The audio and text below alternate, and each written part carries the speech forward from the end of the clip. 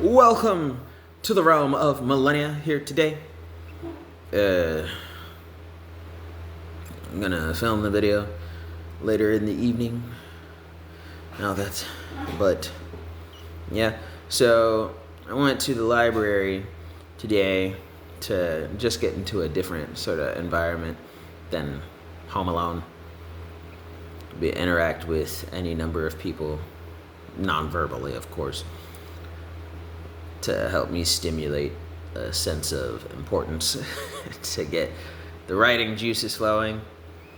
And naturally, I was able to come up with a few things. I just put on a random video and it led me back to SCP universe. So there's now more SCPs that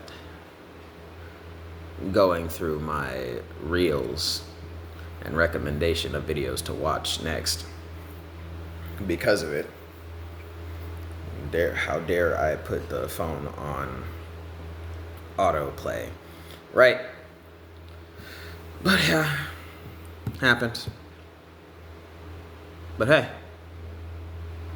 I forgot to say it. Welcome to Millenia. Entities of all the coils, man, woman, child, spirit, creature, demon, native, migrator, or invader. Welcome, for I am your Millenia mailman here, and today is a Tourism Tuesday, in case you didn't catch it. Today is a Tourism Tuesday. I'm not in the white tee, but yes, it is a Tourism Tuesday. And I'm talking about, on Tourism Tuesday, specifically things that are in the novel. It's not like subtly associated. I'm talking specifically about things that actually are in the novel and how I am formulating my thoughts on what I will be writing in the novel. That is what Tuesday is dedicated for. And that's what I'm doing today. I'm sharing with you something particular that's in my novel.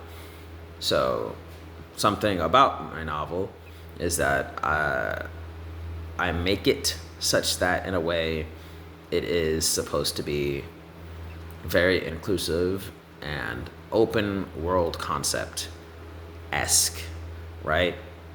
I'm trying to form my own realm universe, kind of like there's the DC comic universe, there's the Marvel comic universe. I'm trying to get a realm of Millenia universe orientation here. But I don't want it to be like so limited. I want it to be relatively possible for anyone's fan parody to be plausible, right? I'm trying to build a whole realm, a universe where you can have an infinite number of tie-ins and you can still feel like it's possible without being overboard or ridiculous. And the biggest struggle with trying to do that is the power balancing on the scales and making it relatively rational and reasonable without overly nerfing or underly limiting the overpowered awesomeness of particular characters. So having the checks and balances in place and getting around to articulating them in a competent manner was one of the tougher aspects of doing my research for my novel and my Realm of Millenia series for this fantasy world-esque big open world concept that I'm writing on and writing for. Getting it down to the minutiae of everything so that the grand picture of, hey, this is an open world concept that the main book series is just opening up the avenues for anyone who kind of likes open world concepts, right? So, yes. And I was just sharing a miniature story time of I today chose to write at the local public library here.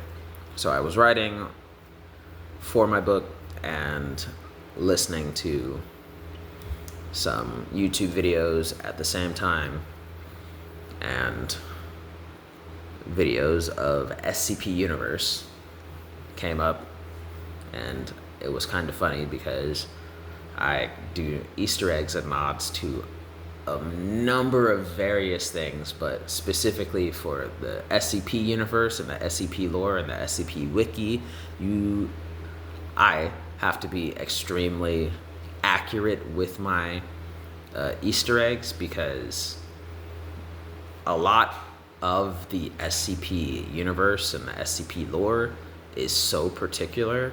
If you say or describe it wrong, you're effectively getting the entire thing behind it pretty wrong. It's just that particular. It's awesome, but at the same time, it's so convoluted and complex and irritating, especially if you're like a die-hard fan of SCP. I, of course, am not trying to piss you off. I love you, and I want you to feel welcome and invited. I would more than anything love that you like the series that includes your favorite or least favorite SCP in it, right? And I want to do it in a way that depicts your favorite or least favorite SCP characters' involvement in the tale in a reasonably accurate manner, right? That is one. And so the video was basically on the nominations of what was considered SCP-001, the first, which can either be like the first SCP or the strongest SCP anomaly, in their universe, right? And that video came across while I was writing certain details and aspects about the character designs and the integrations of what I would like to call the McGaff family inside my book storyline. And effectively what the McGaff family is to my book is a family of transmigrators, where if your local government or anything, or you realize you just transmigrated into the realm of Millenia like a invader or a migrator, then once people find that out, they're like, oh, you're not the original person. That's like, cool. We're gonna sign you up to join the McGaff family because everyone in the McGaff family lineage is a transmigrator. The McGaff's family was started by a transmigrator for transmigrators. It's like, you're not gonna punish me or anything? Absolutely not. What are we gonna, how dare, we don't wanna die. That family naturally gets reincarnated left and right every other day. You could die and the McGaff family will find your next reincarnation. What are you talking about? You're a migrator.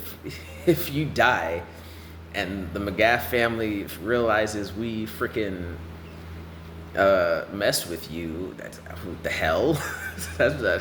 I'm not inviting death over here, right? That's the McGaff family. The Transmograph family. That's what the Transmograph family, right? So here in this universe where there's a whole family of people who just transmigrate regularly, and then listening to the one nomination of the Spiral Path over in Wisconsin being one of the nominations, I thought, how can I make this SCP more complicated? Because effectively what the actual anomaly is relatively like an optical illusion, where after you step on the path is constantly spiraled, either going up or going down, but no matter how far along the way you go up or how far along the way you go down, when you step off the path, you happen to just be in the same spot you were before, and you can choose to get back on the path and walk up or walk down like the hamster in a wheel. You're just going around in this circle and nothing's changing, right? You're not getting any closer to the top for real. You're not getting any closer to the bottom for real. It's just an eternal path that you can spiral down. And that's pretty much it. So I basically made a page. I was able to fit it on one page of like lore for this SCP-001 inside my little universe here. And lo and behold, I enjoy it. I like it. And I think other people can like it, enjoy it just as much as me. So, yeah. I'll probably talk more on it. Yeah, I'm going to make this week a discussion on it. I'll make this the Theater Thursday where I expound on this lore. So, catch back next video. Peace. But hey, that's just me.